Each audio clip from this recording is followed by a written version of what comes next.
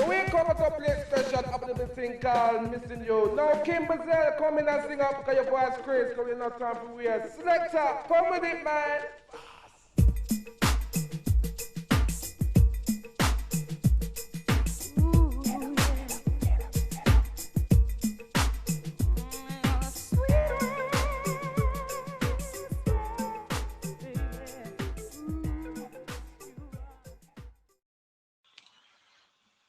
Okay, so welcome again.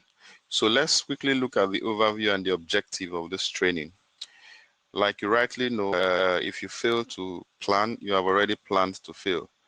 So for every thriving business, for every venture you want to go into, it is important you have a plan. So for us in the business sector, for those of us that are interested in carving a niche for yourself, this is a good starting point. So quickly, the overview and objective of this training is to ensure that the main objectives is outlined. So as entrepreneurs, we need to be able to develop a business plan for every venture we undertake. So the main objective of this training is to make entrepreneurs strategically plan and develop a blueprint for their businesses. So we all know what blueprints are. Blueprints are like the first draft, the first plan, the first model of that venture, that business you have intended to do. So it is also going to enable you, the visioneer, plan for unseen events, and it will be a guide for effective running of your business. Then lastly, the training will enable you to identify potential risk factors and effective marketing strategy. Thank you. Okay, so welcome again. So let's look at the next slide. That slide is talking about the business plan. So we've been hearing this phrase, business plan, business plan, business plan, business plan. What is a business plan? We all know what plan means, and now we're adding business in front of the plan.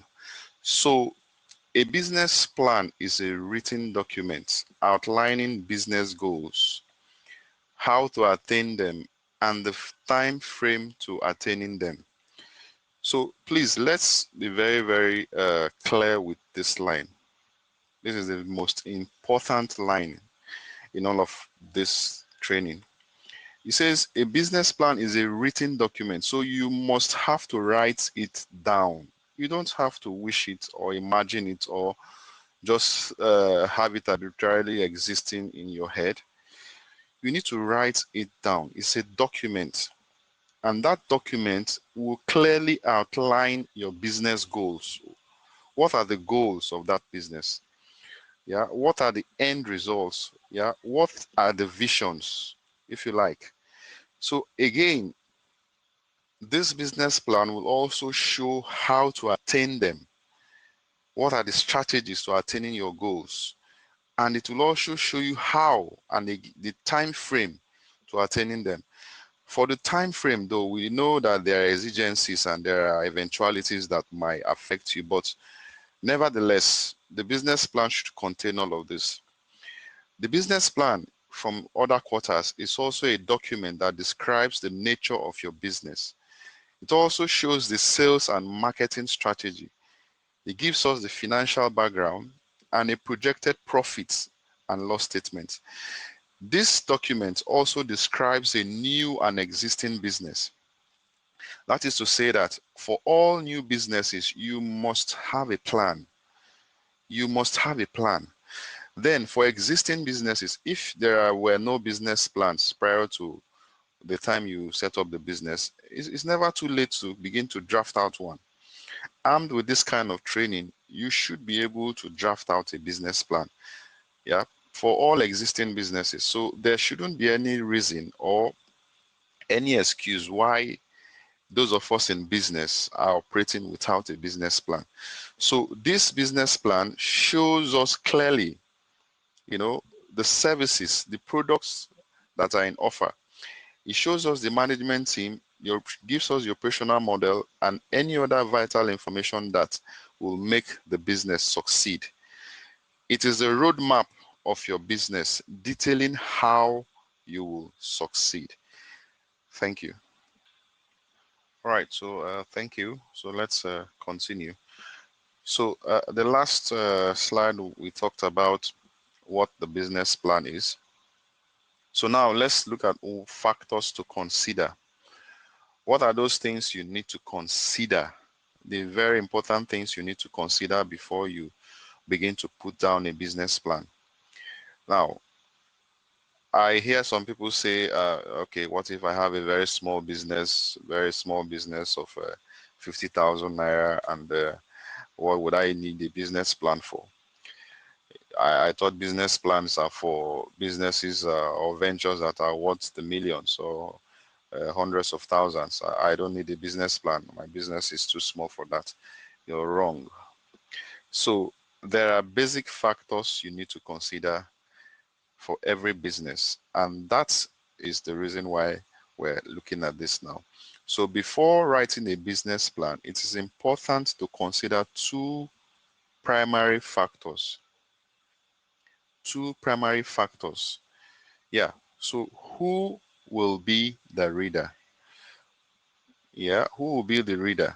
And what do you want their response to be? Yeah, with the business plan, you can look for partners. You can even walk up to a bank for an assisted loan, and you can do so many things with a business plan. So before you write one, you need to consider these two things: who the audience will be, who are you writing the business plan for, and what do you want their response to be. So that will guide you into writing an effective business plan. Thank you. Okay, so we've looked at factors to consider while writing a business plan. So let's quickly look at the importance of having one. So the business plan helps you to achieve both short-term and long-term business goals. So for every business, there are short-term goals and there are long-term goals as well. So what this plan helps you to do is to achieve both of them, right? The business plan also enables you to seek investments. I said it earlier. It enables you to seek investment or raise money for your business. You know, a lot of people say, I don't have capital. Capital is my main problem. If I don't have this, I don't have that. You know, but at the end of the day, you find out that even if you give such persons ₦1 million, they wouldn't be able to invest wisely or raise up a business or build a business. So the business plan is what helps you in these situations. So it enables you to seek investment or raise money for your business. It also helps you make sound decisions, you know, because you have already predetermined some questions and answers, yeah, in course of your writing the business plan. So at the stage where these questions will come up as posers, you already have the answers. So the business plan again helps you identify potential weakness, risk factors, threats, and competitors. It also helps you communicate your ideas with your stakeholders. So your stakeholders are your customers, your staff, you know, the neighboring environments, people that patronize you. So they are all your stakeholders. It also helps you communicate your business ideas to the management team. Yeah, for large businesses in this case. Yeah, you see employees down there, your friends and family. Importance of having a business plan again.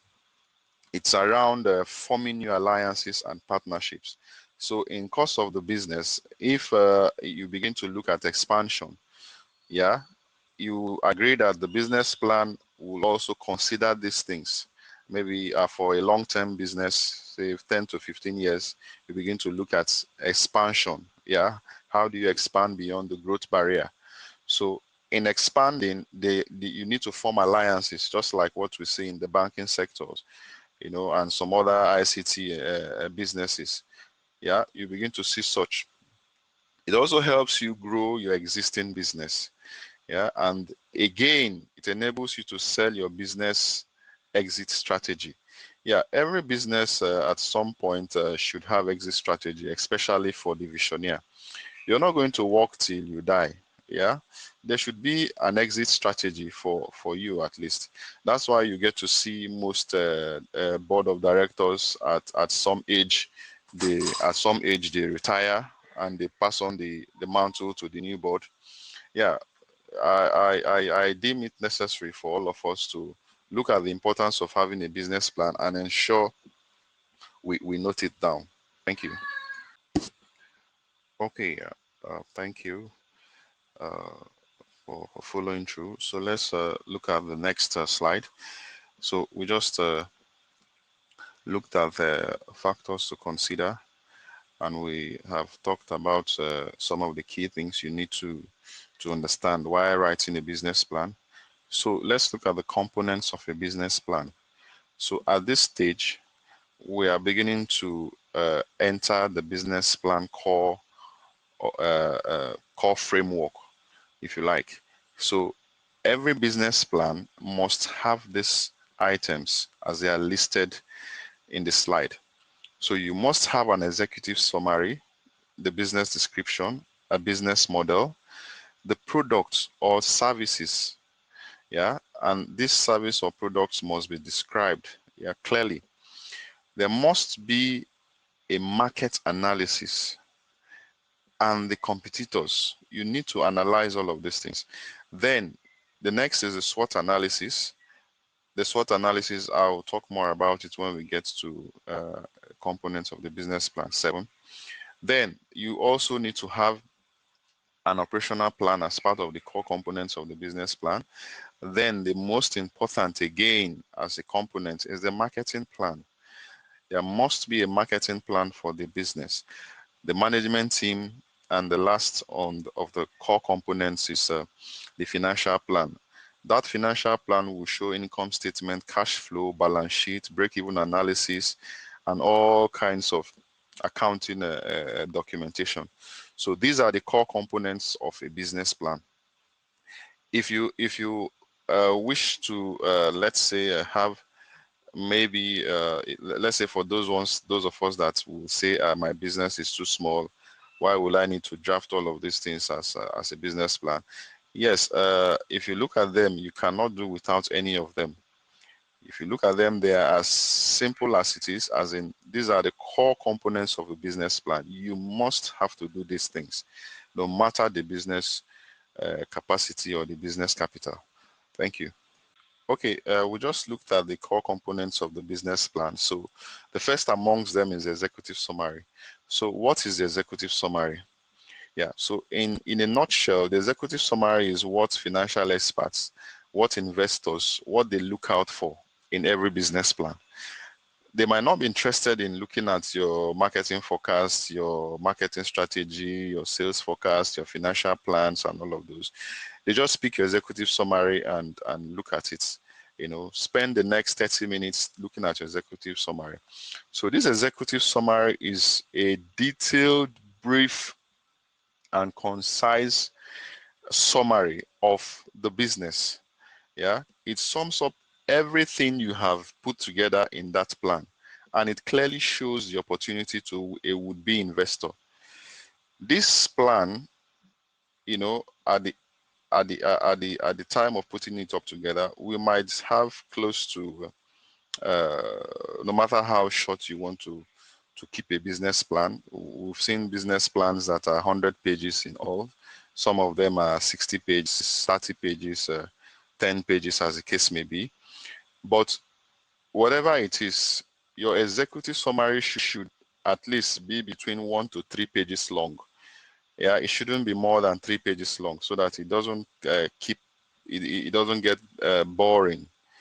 Yeah, the excitement, the juice, the flavor of the business should all pour out in the executive summary clearly. And this executive plan should be 5 to 10% in length of the full business plan. I will explain this as we progress. There are various components of the business plan that shows this context also. So it should be written by the visioneer. Well, if you need to contract this out, you might need to sit and probably explain clearly what are your value propositions to whoever will give an executive summary. So the elements of an executive summary clearly will show the company description, the product and the services, the industry and the market analysis. It will show the market plan, the management team, funding request and the use, and the financial projection. So again, you're beginning to see components of each of these. Meanwhile, we'll have the executive summary as a core component of the business plan. Now, we are now beginning to get introduced to what makes up the executive summary. So your executive summary will contain the following: a company description, the product and the services rendered by this company, the industry, or if you like, the market analysis. There should be some sort of analysis. Then you should show clearly the marketing plan, the management team, funding requests, and why are you requesting for these funds. Then there will be the financial projection. Thank you. All right, thank you for still staying with us. So as we continue, we're going to look at the business description. We just talked about the executive summary. So, and as part of the executive summary, we have the business description as part of the executive summary. So in the business description, you have the company name. This is the official name of the business as registered with Corporate Affairs Commission. In that space, you also need to put the type of business. That is the structure. Is it a sole proprietorship, a limited liability company, that's LLC? Is it a partnership or a corporation? Then the location of the business. Where is the business located? Where is her headquarters? Then you also need to put the history. When was this business started? What inspired you to start the business? What needs does your company fulfill? And this is critical for you to remain afloat in business. Your company or your business must satisfy, must meet people's needs. So in that order, you have to produce a mission statement. That mission statement clearly shows the purpose of your company. Yeah, the objectives also outline what you want to accomplish in the immediate and future terms. That is, we talked about it when we're looking at the overview of the business plan. Yeah, these objectives in this slide now, you now have to show clearly the immediate and the future accomplishments of your business. You also need to put the vision statement as part of the business description. So the vision statement is a written down statement about how you envision the future of the company. What do you see, or what are you seeing as concerns the future for your business? That is the vision statement. So this is the driver. This is the ultimate driver of all businesses. If you cannot see your business in the next 30, 40, 50 years, if you cannot see what it will look like, the goal, yeah, your staffs, your other stakeholders might not be able to see that far. So you, the visioneer, must clearly write the vision statement. Then the business description also will show the ownership and management structure. It will give us the names and the key persons behind the business. Thank you. All right, so as we begin to progress, we'll look at the model canvas. Right, so the model canvas is a management tool. It shows us pictorially what the business is all about. Now, the model canvas is divided into two parts. You have the left side, which is all about efficiency, and the right side, which is all about value. Now, when you hear efficiency, efficiency has to do with what you put in, what is put in, yeah? And there must be a measure at the end, and that's why you have the value.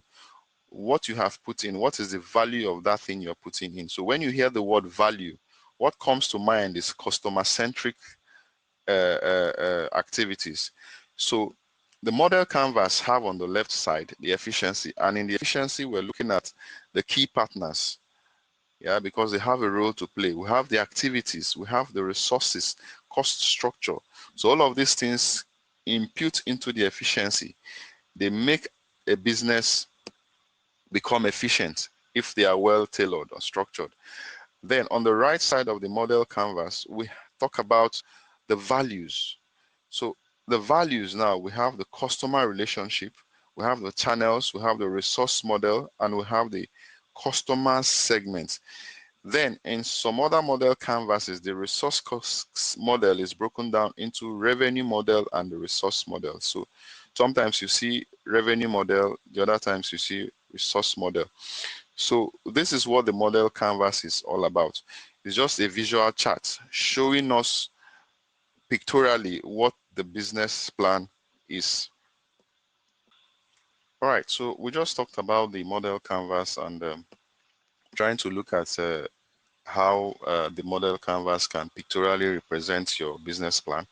So as we're progressing, it's important we pay key attention to some of these things we are spending time to explain. But by the time we go through this training, go through the slides, go through the audio, listen to the lines, try and understand them, pause, replay as many times as possible, these things will stay. The business plan is something that we should be proud of and we should be happy, we're able to do. So you, the visioneer, you should be able to come up with a business plan. If you're not able to develop a business plan for yourself, I mean, at this stage, I think maybe you don't understand that business. So it's important that before you begin to look at you developing a business plan for yourself, you should be interested in that business. It should be a business that you have serious interest for. There should be zero tolerance for failure. There should be zero tolerance for negligence. You should have interest in that business. So that way, when you begin to develop the business plan, everything will fall into place. So we're spending time to explain these things because it is very important. Some businesses will tell you they've not been able to access funding, they've not been able to get partners, they've not been able to do this and that and that. This is because they don't have a business plan.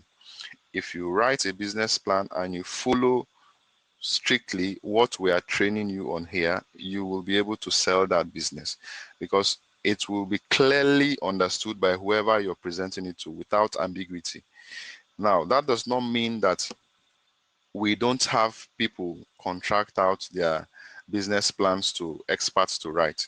I've written about, for last month, I did about 2 business plans. Now, not more or less for this year, I think I've done about 10 business plans. Now, the reason I'm stressing this is because sometimes you get people say they are too busy to go into this nitty-gritty and begin to write a business plan for themselves. But it's important that you spend time as the visioneer to be able to read these things, even if you're going to contract it out, be able to read and understand that this business plan that is put down actually is your business plan. Because if I do your business plan or if I develop your business plan, it is not my business plan, it is your business plan. So it is what you give me as input that I now produce. So that's why we emphasize that when you begin to develop your business plan, as much as possible, you might seek for help, but the help should be at when you begin to get into the financial forecast and marketing analysis. But the other aspects of the business, you should be able to handle it. So quickly, I run through the products and service description of the business plan. So this helps you think about your product or services, which reflects on your ability to understand and cater for your clients. You should include the following as part of your product service description: a detailed description of your product or service. You should be able to describe this clearly without ambiguity. Clearly describe your products or services you render. Then you should also be innovative, when you begin to do these things. What innovative features are your products or services offering? What are they offering? Is it different from what Mr. A has offered? Let's see it there. Let's know.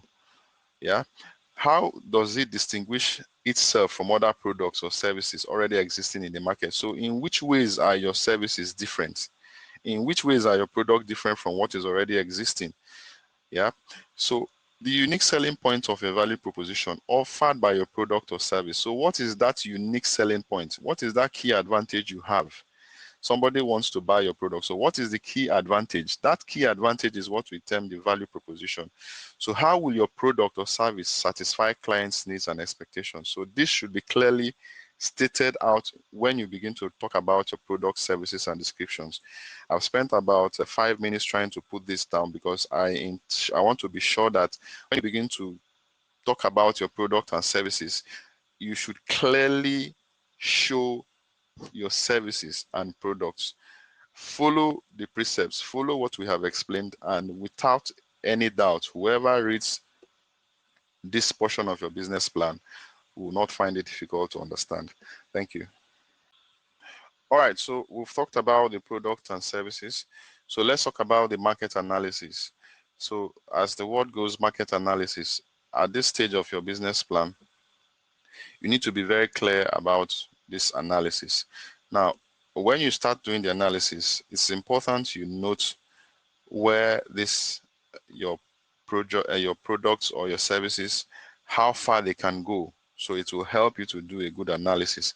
So this is a market assessment tool used to understand the competitive dynamics of an industry. Yeah, it helps you get a sense of what is happening in the industry. So by the time you start doing this analysis, you need to go online and do some researches. At this point, there's nothing wrong if you begin to seek some experts help in this analysis, because there are tools that online tools that are available that can help you do very quick analysis.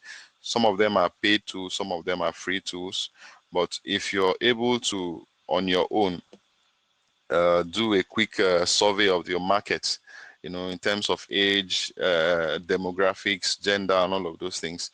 If you're able to do those kind of research on your own and come up with some results, it will also help you.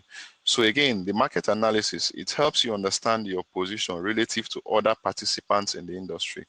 You see clearly, after a good market analysis, you will now see how well you're doing. So it also helps you identify both the opportunities and threats coming your way. Yeah, beforehand, it gives you a strong idea of the present and future scenario of the industry. So is government going to close down on this sector just the way they are banning importation of chicken and rice into Nigeria? So you can imagine if you have invested so much money into this sector before now and you are not able to consider these things, yeah, you'll be in a very big problem by now. Sales will drop because you had no forecast, or you didn't do a good analysis, because rightly you will see that the impact of what the government is doing on imported rice and chicken is beginning to tell on those importers. So is a good example. We'll talk more on that. Then clearly you have to state the industry or the sector of the economy in which your business is playing. It has to be in that market analysis. So you state the key features or peculiarities of the industry that made it visible. And at that stage, it will now demonstrate growth. Yeah. You also need to state the actions of government. I just mentioned it now, that support the growth of the industry. So you also need to state the market you intend to serve. Yeah, clearly it should all come up in your market analysis. State the major players in the industry, put them down. Yeah, the Dangotes, the Hebrews, the whatever, put them down if you're into any of these sectors or any of these areas that you have major players. Now, you also need to state the size of the market, volume and value where possible. State the segments of the market, the different customer groups. State the specific group your product or service is meant for, and state the potentials for growth in the market. So all of this needs to come up clearly in the market analysis. There's a whole 2 hours class on market analysis. So these are some of the advanced classes we'll take in course of this academy, so that those of us that are serious about the businesses we're doing will now begin to draft a business plan and carefully do a good market analysis. So this is just an overview of the market analysis. Thank you. Okay, we just talked about the marketing analysis. So let's quickly look at the competitive analysis. Without any doubt, competitive analysis will show you clearly the potential new competitor and the market entrance, new market entrance. It will also show you the barriers that must be overcome, before these people enter the market. Some of these barriers are high, some are low. To show you clearly the cost. Some are high cost, some are low cost for customers to switch to competitors. So let's say you have a customer patronizing Mr. A before, and Mr. B comes in to offer that same service. So when you do a competitive analysis, it will show you clearly what the customers will prefer, especially if they are not loyal to you. Then, competitive analysis, you should state clearly how you can make or achieve customer loyalty. I just mentioned it. You must achieve customer loyalty for you to remain in business.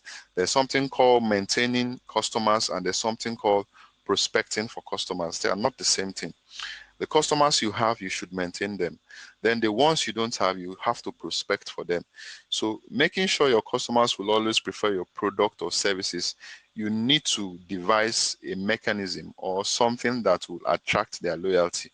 So competitive analysis is an assessment of the strength and weakness of current and potential competitors. Without any doubt, clearly describe your major competitors. Describe them clearly, be direct or indirect. Again, you should also describe the products they offer and the services. State their competitive advantages and disadvantages. What is it they are offering that you are not? What is it that customers like that Mr. A is offering and you don't have? So you should also, in that competitive analysis, segment your customers based on what they are focusing on. State the probability of new customers patronizing you. So this is what the competitive analysis is all about. Thank you. Okay, so we just talked about competitive analysis. So that takes us to SWOT analysis. So we are looking at analysis of your business plan. Now, we first talked about the market analysis. We have now talked about the competitive analysis. So we're looking at the SWOT analysis. So what is a SWOT analysis?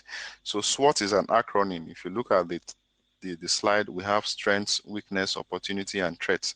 So that is what SWOT means. We'll have another day, probably, I want to believe maybe before we all go for the Christmas break, we'll have another day dedicated to SWOT analysis. SWOT analysis and market analysis are huge. They are not something we can cover in 2 hours. So we spend time dealing with them and making sure we understand them, because there's a lot you can gain from doing a good SWOT analysis. So SWOT analysis shows you the strengths, weakness, opportunities, and threats of your business. So in that strength side, you need to state clearly, your areas of strength, the skills, the core expertise, financial capabilities, the resources, all of those things that are your core strength in that business. You need to state it there.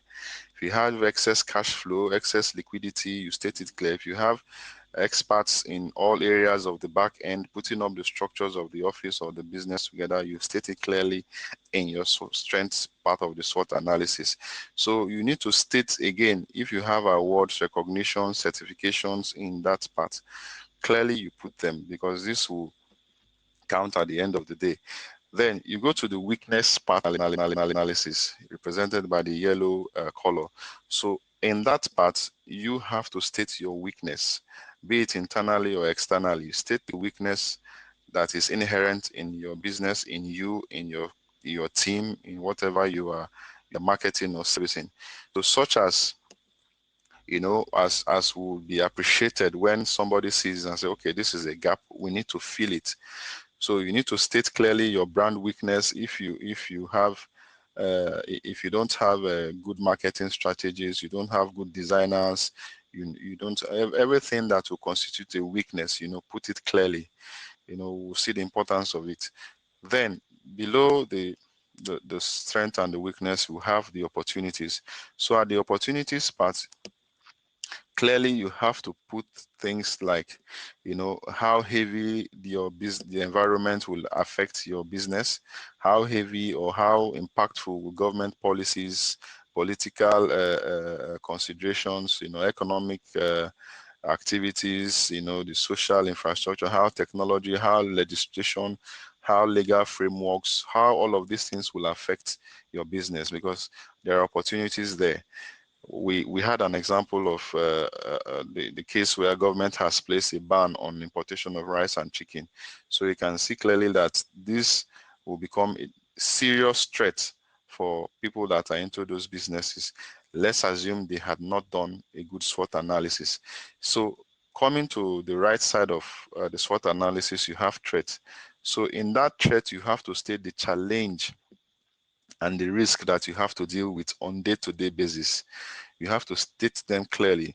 You also have to state how you will how you will clearly come out of all of these challenges. State them how you will use your strength, to deflate these threats. Because if you don't do that, you will not be able to have a good analysis of your business. The SWOT analysis pays at the end if you do this sincerely. You need to state how you can reduce your weakness, because they are all threats. So you need to also state how you can be sure that your business thrives, how you can face challenge. There are lots of things that will be threatened to your business. All of these things will come up whether you like it or not. A business is faced with so many risks. So the threats, potential threats must be listed out. We'll devote one or two classes to this SWOT analysis in later courses. Thank you. Okay, having talked about the SWOT analysis, let's quickly look at the operational plan. The operational plan is a detailed document that provides a clear picture of how a team, section, or department will contribute to the achievement of the organizational goal. An operational plan has to state the following: material resources such as raw materials, physical assets, human resources, and other inputs, and how you can obtain them, either by direct purchase or by suppliers, by buying agents, outsourcing, etc. This can include the equipment needed to manufacture the products or produce the service. So operational plan, clearly you have to state the patents and permits, licenses you require to operate. We know that there are licenses and permits, patents and all of such required to operate various businesses. So you need to state them in the operational plan. State other key resources, including the intangibles like certification or new knowledge that you require to go about the business. You describe how you will deliver the product or services to the customer. That is clearly shown in the operational plan. You'll also need to state your suppliers and your expected method of relationship with them. Clearly, you show these things. I like using the word clearly because when you begin to talk about a plan, if it's not clear, then it's very difficult to interpret. So clearly, you state without ambiguity how you will run the business, and how you will run the business will be shown in the operational plan. Because if it's dependent or heavily dependent on suppliers, you need to state them, what you get from them, the relationship you have with them, state the key distributors, how you're going to sell. If you're going to use middlemen or agents and all of all such, you put them there. So operational plan is a key part of your business strategy documentation. So put it together and let's proceed. Thank you.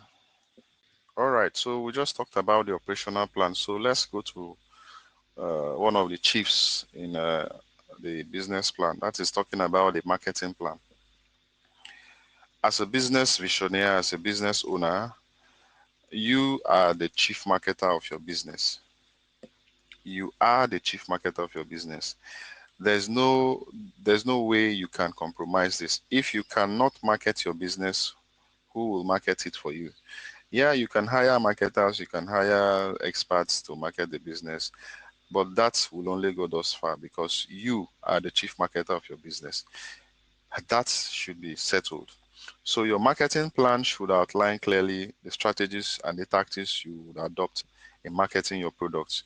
It will also show specific period of time and covers a variety of markets relating to the details of how costs and how the actions and everything you need to do in terms of delivery will be captured. It needs to change and evolve from time to time as your business grows. So you can see that Your marketing plan at this stage is a living document. Yeah, we've developed a marketing plan. For some reason, it's not working as intended. We need to change it. We need to move with the dynamics of the times.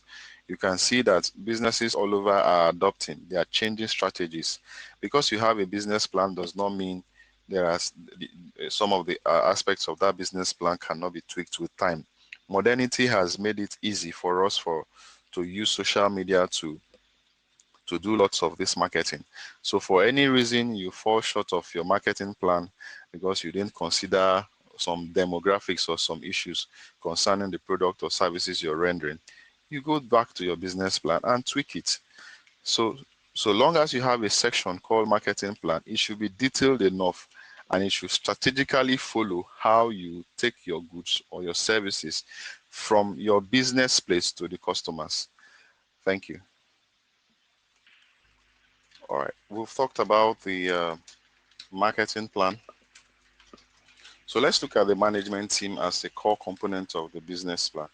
So the management team is an essential part of every business. This analyzes and identifies the business goals and objectives and enforces the strategies the employees need to do to achieve success. That is, there must be a detailed list or detailed spread showing the management team. Now, that management team, you look at it like this, you have probably a director, a manager, a finance advisor, or as the case may be, or whatever, forming the management team. Their functions clearly should be shown. Now, in that function, you describe what each of them, has the ability or the capacity to do. So you should have, slots like the production stroke inventory management team. You should also have the admin stroke facility management team. You should have human resources. You should have finance stroke accounts. You should have marketing. You should have other functions. So these are functions, saddled into a management team. Now, suffice me to say here that most times when you begin to talk about SMEs, you might not see all of these functions. Yeah, but I tell you, they are there. They are there. You see the typical one-man business we usually have. You see a one-man business and that man or that woman performing all of these functions. And that is one of the reasons why SMEs don't grow. Yeah, that's the reason why they don't grow, because that person clearly is not working on his or her business. That person is working in the business. And as a manager or as the owner of the business or as a visionary, when you find yourself working in the business, know that you have limited your business. You cannot grow. There's no way you grow because these functions cannot be performed by one man. There's no way you can perform all of these functions. So clearly, as a manager or as the owner of a business or as a visionary, you need to work on the business. So there are qualifications and there are expertise. There are different capacities and potentials that each of these functions require. So clearly you see that when you begin to define your management team, you state briefly the qualification and expertise of each staff you require, and the functions they will perform.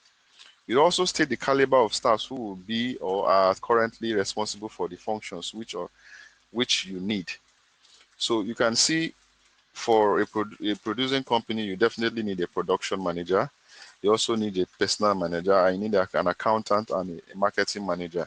So look at all of these roles, look at the functions, and clearly design or develop your own management team.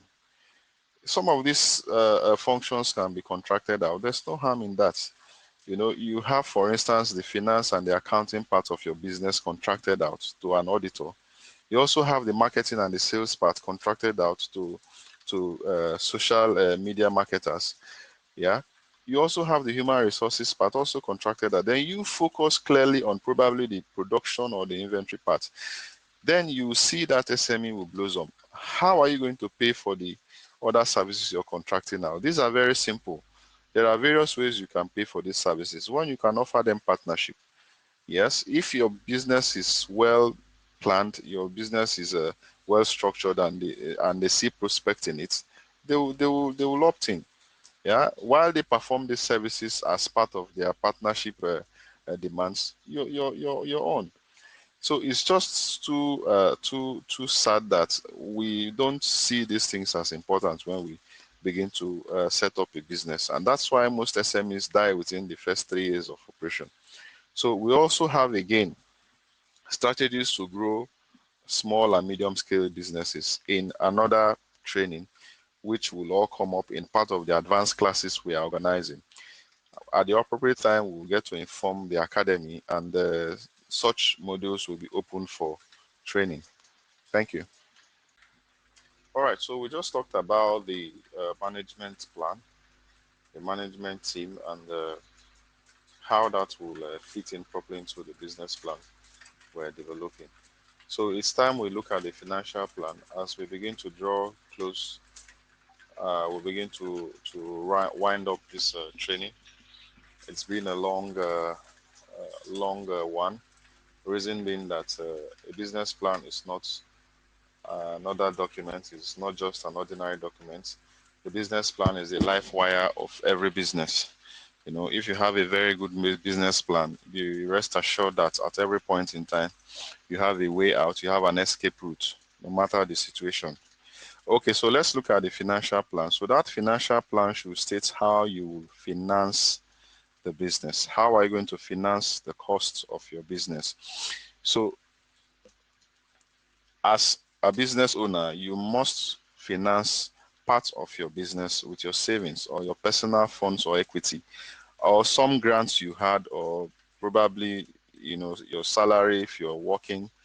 Yeah, and maybe you have some facility somewhere, but some part of the cost of the business has to come from you, the owner. So that is what gives the investor, that is what gives your partners some confidence that you are also ready to take the risk. Okay, before you go borrowing, by beginning to raise the risk level of your business, because when you start borrowing to finance a business, there are tendencies that that business might fail. So if it fails, you have to pay back that debt. So how do you pay back that debt? So financial plan is a key factor of the business, and you must approach this with all manner of sincerity. There's a lean way to start every business. Yeah, even if you have the mind of building a refinery, or if your vision or your goal is as big as that, there are small ways to start. Even if you think globally, but you have to win locally first. So while you start locally, your goal for being a global player should not, be erased. But we must start locally first. So in that financial plan, there must be revenue projections clearly shown. Yeah, that revenue projections will show how the various products and services you offer will attract money into the business.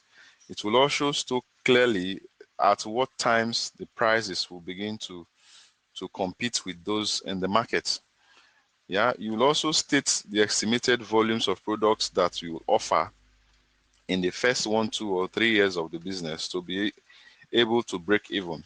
You will also show the revenue projections for the first 2, 3 years. That is what we usually call the short term. So these projections must clearly show, in the pretext of trying to woo an investor. So if an investor sees your financial projection for the first 3 years, that alone might spur him into putting money into the business if he sees the inflow, and he is able to, or she is able to ascertain clearly that your projections are correct based on all of these factors we're talking about here. So your financial projections is key. Yeah, your financial projections is a must. Your financial plan must be detailed, and this will show profit and loss projections for 3 years. It will also show cash flow projections for 3 years. It will show your balance sheet for 3 years, and it will also clearly show your break-even analysis. So your financial plan is the most critical aspect of your business and therefore must be given topmost priority. It is what investors or financiers look out for. So even if you play with any other part of your business plan, don't joke with your financial plan. Thank you. Okay, so we have come to the end of the business plan training, and it's been a long 2 hours training. Reason being that, like I said earlier, the business plan is the life of every business. So some of these slides, I took time to explain them. Some I just did a run through, but the ones that we will need to look at other times, I specify them. I noted them down because of their peculiarity and the need for we to understand what part or the part they play in businesses. Key amongst them is the SWOT analysis, the financial plan, the marketing analysis, and the market plan. So these are core areas of every business, and we need to spend some more time to talk about them. So as we progress in the training, in other classes, we'll pick them one at a time and do justice to them. So we've come to the end of the business plan training, and I like to end with this slide, why you need a 10-year financial plan. So the reason why most businesses fail, the reason why most businesses die at infancy, the reason why SMEs don't live beyond the first 2-3 years is because they don't have a business plan. And in any case, a good business plan should cover a 10-year financial plan. 10 years by all standard is a long term. So if you have a 10-year financial plan, you will agree that SMEs will live beyond that first 3 years. The problem or the issue now is how do you get or how do you source or how do you maintain or how do you develop or get a 10-year plan? This 10-year plan is a forecast of your financial involvement or everything about finances for the business. And you might not be able to cater for all of this. You might not be able to produce all of this. You might not be able to finance this. But if you have a good business plan, if you have a detailed business plan where investors or would-be investors could just pick up your executive summary or even look at your other details as you have listed in the business plan, they will just quickly subscribe to your business, and before long you see that your idea has been monetized. So why do you need a 10-year financial plan? You see, it enables you focus. It enables you to aspire for and build a long-term business instead of a short-term businesses, which we all see by the corners. So with a 10-year financial plan, you have a focus, yeah, because you know you're building for the long term. It communicates the sustainability and reliability of your business to investors. I said it earlier. So this is key because once an investor sees a 10-year financial plan, he or she knows that that business is worth looking at a second time. A 10-year financial plan will also enhance your commitment and passion for the business. You see, if you don't have passion for that business, you might be looking at it at the short term because more or less lots of persons you see in various businesses and ventures are just doing it to raise capital.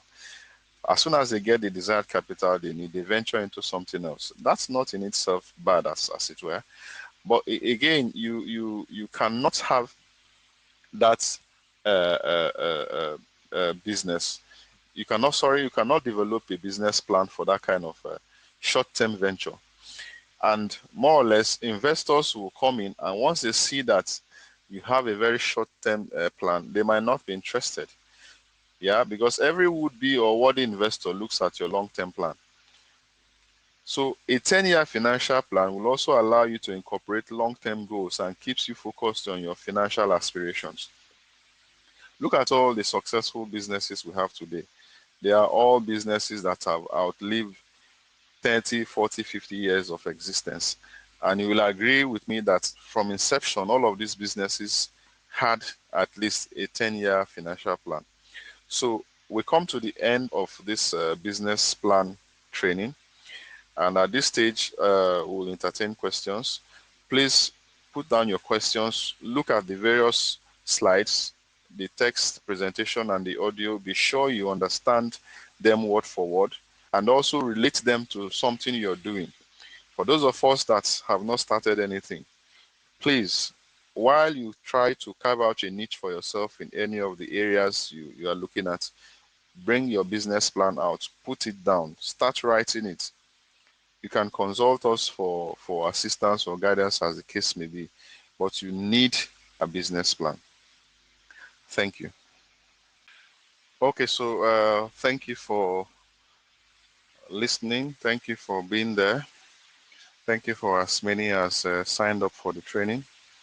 We've come to the end of the business plan training. It's been a long one. Yeah, I keep emphasizing it. Nothing good comes easy. So this business plan is designed to help us start various businesses.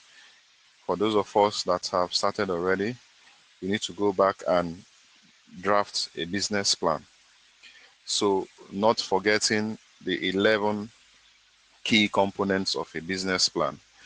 That is the executive summary, the business description, business model. You talk about the products and services. You look at your market analysis, competitive analysis. You do your SWOT, look at your operational plan. You now come to the marketing plan. And let me stress something. Your marketing plan and the market plan are not the same thing. So those of us that might be mixing it up, please, the market plan or market analysis and the marketing plan, they are not the same thing. So you also have to look at your management team and the financial plan.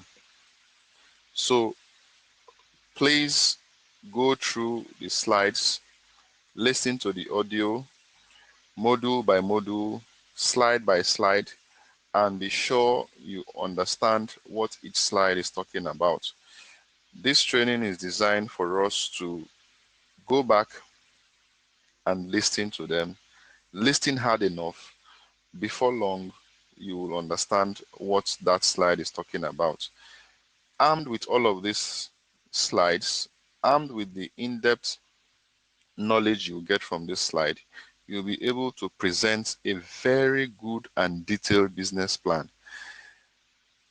Mind you, a would-be investor wouldn't want to waste his or her time talking to somebody that has all the ideas or has all the innovations to put up a business, and yet you cannot come down to put up a plan. So this is the main meat of every business. Go draft your business plan. Go put it down. Write it down. Segment by segment. Build it. It takes time. It takes energy. But if you have passion for the business, you will come out clean. Have your 11 key components of your business plan clean. I'm not telling you that you do this in 3 days or you do this in 1 week. This is a living document. It might take you a month for those of us that are serious about it, because there's a whole lot of work to be done. If you are not serious about it, it can take you longer than necessary. That means that business, you don't have that business up there. But if you have that business up there in less than 3 weeks or there, in less than a month, say 3 weeks or thereabouts, you should be able to come up with a clean business plan, because that is about the least time you can develop a very good business plan. So thank you for listening again, and let's take questions at this stage.